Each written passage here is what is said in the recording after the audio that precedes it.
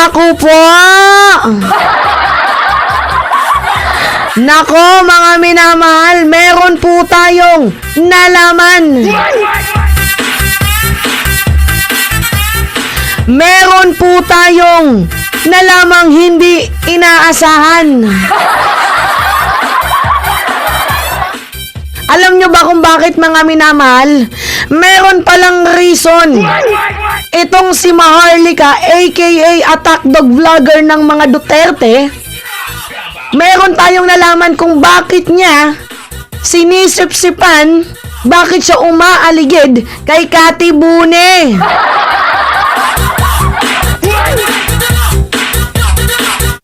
Meron po tayong napagtanto. Although alam naman po natin mga minamahal na yung intention ni Maharlika dito nga kay Kati Bune is to demonize, diba, to character assassinate the first family, pero may mas malalim pa palang rason. May mas malalim pa palang dahilan kung bakit niya ito dinidikitan. So, yun po yung pag-uusapan natin ngayon, mga minamahal. Inom muna si Mima ng tsaa. Mukhang nafe-feel ko mapapaos na naman ako. Mga pahamak talaga tong mga pinsan ko, nakakainis. Lagi na lang ako niyayayang kumanta, tapos with matching malamig na tubig. Ay nako, so hanggat hindi pa ako napapaos, sige birada mga minamahal. Anyway, magandang umaga po sa inyong lahat. It's me again, si Mima Alicia nyo. At nagbabalik ulit para sa ating panibagong video. So, yung kalagayan ng weather namin pala dito ngayon guys is medyo tawag dito, medyo maitim-itim. Feeling ko uulan, pero wag naman sana yung grabe yung agupit. Ang dami kong nilabhan ngayon. Hindi matutuyo yung nilabhan ko. Kayo mga minamahal, ano yung weather dyan sa inyo? So, anyway, umaga, tanghali, hapon, gabi nyo man ito napapanood. Syempre, ang aking pagbati, sana nasa mabuti kayong kalagayan, mga minamahal. Anyway, ito, simulan na natin ang ating balitaktakan. So, ngayon, meron pong nalaman si Mima kung bakit dinidikitan, kung bakit humihigad, umaaligid itong si Maharlika kay Kati Bune. Meron pa palang mas malalim na reason. So, dyan papasok yung salvation. Kailangan niya pala si Kati Bune para maisalba ang kanyang sarili sa pagkakakulong. Bakit? Yan nga yung pag-uusapan natin ngayon, mga minamahal. So anyway, background muna tayo. So alam nyo naman no, na itong si Maharlika talaga ay napaka mapanirang personality. Tawagin na lang natin personality kasi influencer siya eh. So, alam naman ata ng lahat na itong si Maharlika ay naging supporters din ng administration. So, dahil nga po sa hindi na pagbigyan sa isang position, doon po nagsimula ang kanyang pagiging bitter. So, mas inisip niya yung pansarili niya kaysa sa kapakanan ng bayan. Mas inisip niya yung intensyon niya kaysa yung intensyon ng first family sa bayan. So ako, wala namang problema guys kung magkaroon tayo ng tampuan, magkaroon sila ng tampuan kasi natural po yun, yung nagkakaroon ng tampuan. Pero yung lalamunin ka ng pride mo, yun yung pangit. So nilamon nga ng sistema itong si Maharlika. So wala na siyang pakialam sa pinagsamahan ninyo. Wala na siyang pakialam, parang hindi na worth it yung pagiging friends ninyo. Basta ma-demonize ka lang niya. Masiraan ka lang niya. So, yun po yung ginagawa niya sa First Lady at kay PBBM. Hindi lang po kay PBBM. Kasama na din po yung mga malalapit na personalidad dito sa administrasyon. Tinitira niya. So, sa kanyang paninira, meron din naman palang na ihantungan. Meron pong napuntahan yung kanyang paninira. Meron po talagang bunga ang kanyang paninira. Nagkaroon po ng bunga, mga minamahal. So, ano yung naging bunga? O, una na dyan. Ito, ulitin ko sa inyo ha. si Avel Bacujo, kinasuhan ng cyber libel si Maharlika. Pero yung cyber libel sa ibang bansa is hindi naman po krimen. Sa Pilipinas lang po. Hindi siya makukulong pero magbabayad siya ng danyos at syempre isisettle niya yung ginawa niya fake news. It's either magpa-public apology siya at hindi niya nauulitin yung kanyang mga sinabi. Pero kung gusto niyo makulong si Maharlika, dapat mayroon pong mag-file if I'm not mistaken, no? Dapat ma-deport itong si Maharlika, madampot dito sa Pilipinas, tapos pag nandito na siya, dito siya makakasuhan. Pero anyway, si Avel Bacujo nag-file ng cyber libel kay Maharlika.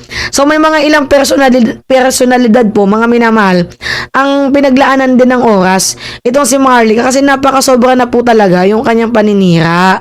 Hindi di porket na kaya mong manira ay maninira ka na lang. 'Di ba? Di porket nasa ibang bansa ka ganyan na agad yung gagawin mo. 'Di ba mga minamahal? So,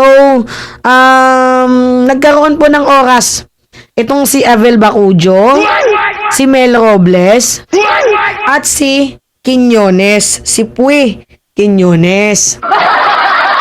Actually, pasalamat siya, 3 lang yung nagkaso sa kanya Ang dami pa naman niyang siniraan. Kung lahat yan nagkaso, talagang baon si Maharlika. Wala pa dyan yung kay Katunying, kay Taberna. 'Di ba? Alam niyo kung bakit? Kasi si Tunying local lang naman. Pero meron pong naglaan ng oras dito kay Maharlika. Ang pagkaso kasi guys sa Amerika, pera yan Tingnan niyo si Coach Jarrett, even na gusto niyang magkaso, hindi niya ginawa. Alam niyo kung bakit hindi niya ginawa? Kasi gastos. Suntok nga sa buwan ang makasuhan si Maharlika, lalo pat nandoon siya sa ibang bansa. Pero dahil talagang pinipilit talaga ni Maharlika na mailagay siya sa ganyang sitwasyon, pinagbigyan naman siya ng 3, ni Mel Robles, ni Avel Bacujo, at ni Pui Quiñones. So kagabi na italakay na natin yung about kay Pui Quiñones, 'di ba? Kasi si Pui Quiñones, ito basahin lang natin. Sabi dito, nung March 23 vlogger Maharlika kinasuhan ng $2 million defamation ng international fashion designer. So siniraan kasi ni Maharlika itong si Pui Quiñones na nakaapekto po sa kanyang business. Kasi mga minamahal, parang sinangkot niya sa scamming itong si Pui Quiñones. So nagbi-business yung tao, malaki po talagang damage yun. Yung tipong di mo naman ginawa, bibintangan ka na nangungulimbat ka ng pera, sangkot ka sa scamming, ganyan-ganyan. So, naka-apekto po yun sa kanyang business. Siyempre, yung trust ng mga kasosyo niya, medyo nawala. Bakit? Kasi may vlog si Maharlika na paninira So, hindi po yun pinalagpas ng fashion designer na si Pui Quiñones. So, nung nag-file itong si Pui Quiñones ng defamation, ang nangyari, nag-counter-attack. Meron pong counter-affidavit itong si Maharlika. Meron po siyang depensa, which is yung anti-slap. Kasi yung anti-slap, guys, actually, sa lahat ng antas, pwede po talaga yung magamit. Kasi ganito lang kasimple. Kaya ako kinasuhan ni Potasio ganyan ng isang organisasyon, ng isang grupo, ng isang personality. Kasi ayaw nilang mabulgar yung ginagawa nilang korupsyon, ginagawa nilang pambubudol. Ayaw nilang mabulgar. Kaya gusto nilang patahimikan niya ako. Kumbaga, parang pinipigilan po ng mga malalaking individual ang kanyang pagsasalita patungkol nga po sa kanyang mga panukala, kanyang mga nalalaman, kanya pong nararamdaman, kanya pong mga information. So, yung pinakamalaking partisipasyon niya dun, guys, parang kinikitil. So, kaya siya nag-counter affidavit na anti-slap, yung strategic lawsuit against public participation. So ngayon, kapag itong si Maharlika ay na-agreehan ng korte, hinihingi niya agad, pwede niyang hingiin yung dismissal of the case. Which is yun nga yung hinihingi niya, na i-dismiss na yung kaso kasi gusto nila akong pigilan sa aking partisipasyon na magsalita patungkol nga po sa kanilang ginagawang pangungulimbat, pambubudol, 'di ba? Sa aking mga nalalaman. So, yun po yung ginawa ni Maharlika. Nag-file po siya ng anti-SLAPP. Kasi once na kinasuhan ka, mga minamahal, ng isang personality or business organization ng cyber libel, defamation, or libel, pwede mong gamitin yung anti-SLAPP. Pero, ang nangyari, hindi umubra. Kasi hindi po pasok sa batas, sa konstitusyon ng Amerika, ang pag-iimbento ng kwento para masiraan ng isang tao. So ngayon, dito din papasok kung sino yung kanyang first-hand information. Kung sino si puting ahas. Diba? Kung sino yung puting ahas na tinutukoy niya. So ngayon, kapag hindi niya sinabi ang kanyang puting ahas, meron siyang paglalagyan. Diba? Kasi lalo pat mapapatunayan talaga na itong si Maharlika ay nag-iimbento ng kwento para lang makasira ng tao. Pero nagbunga mga minamahal itong kanyang ginawa. Kasi dininay po. Oo. Dininay po ang kanyang depensa. Ayan o, naka-bold letter po. Versus Puy. Maharlika versus Puy. Ha? Versus Quiñones yan. O, dininay po yung anti-SLAPP motion niya. Denied. O, nakalagay dyan, bold letter pa, mga minamahal. Kumbaga, sampal sa kanyang pagmumuka. So, umakyat na nga po ang kaso dito sa korte. Malaking abala at malaking gastos po yun, mga minamahal. Na instead sana nagbablog ka, di ba, ay maabala ka kasi gastos din yan. Di ba? O, paulit-ulit ka maghihiring, gastos din yan. Wala Talagang matigas na yung ulo ni Maharlika. Siya na din mismo yung nagpahamak ng kanyang sarili. So now, ito na nga. Paano napasok dito si Cathy Buni? Ito kasi yun, mga minamahal. Nakikita nyo tong picture na to, although malabo. Ito yung malaki, yung mas madami. Post yan ni Puy Quiñones.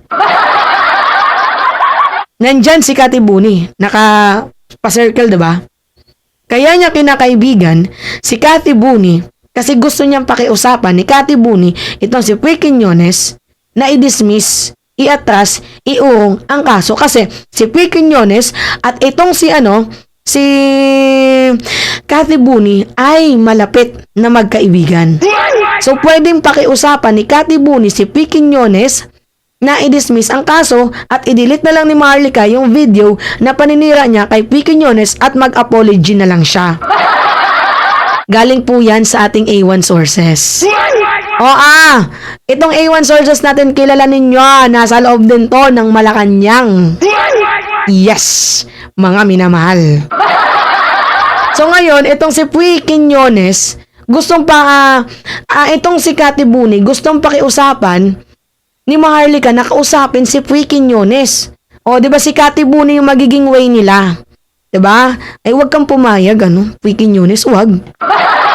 Binaboy pagkatao mo, tapos papayag ka na isang sorry lang, maging daan lang yung kaibigan nyo, ox na agad.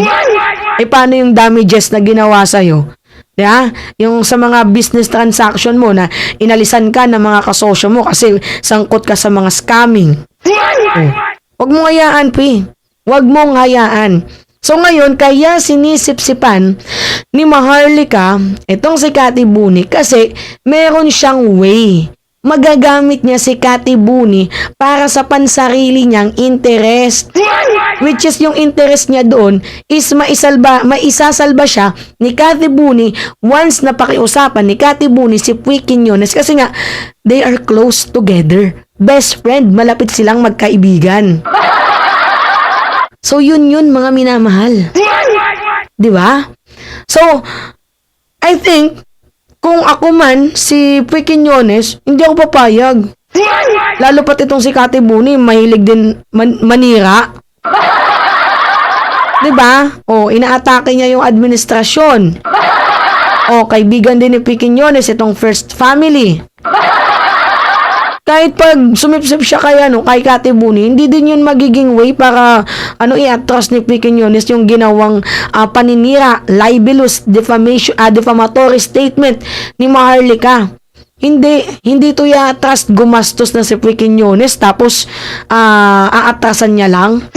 Hindi yun mga minamahal. Walang aatras dito. Quiñones, kung nakikinig ka man, naririnig mo man to, kahit anong gawin ni Maharlika, kahit sino mga gawin niyang katransaksyones dyan na ipadala sa'yo, huwag kang papayag. Ituloy mo ang kaso kasi pangalan mo ang sinira, reputasyon mo ang binaboy dito. Oh, yun yung napapala mo kakapanira, Maharlika. Yan kasi, 'di ba? Wag ka kasi yung tipo ng wala namang ebidensya, puro lang paninira. O ngayon na nakasuhan ka, naghahanap ka ng mga tao na pwede mo magamit para iurong ang kaso. Kahit nga din dito kay Mel Robles, after nung nagkaroon ng kaso, ano yung nangyari? Hindi na siya nagsalita. Never niya nang binanatan. Bakit? Kasi alam niya talaga na may kaso na siya. Alam niya na gumugulong ang kaso. So, ang pwede niya na lang maging way dito, kasi total pares naman tayong Pilipino, 'di ba? Is magkapatawaran. So, tingin mo, papatawarin ka ni Mel Robles, inatake mo yung pamilya niya, nagkaroon ng trauma yung pamilya niya, hindi nga makapag-internet na kasi natatakot sa mga pinagsasabi mo, and do you think napapatawarin ka basta ganun-ganun lang? Pwede kang patawarin once na nasa kulungan ka na. Yun, acceptable pa yun. Kumbaga, bago patawad, ganti muna. Diba? Anyway, yun po guys. Yan po yung nalaman natin ngayon. Kaya pala. Now we know. Okay? It's me again, si Mima Alicia nyo, at nagbabalik ulit para sa ating panibagong video.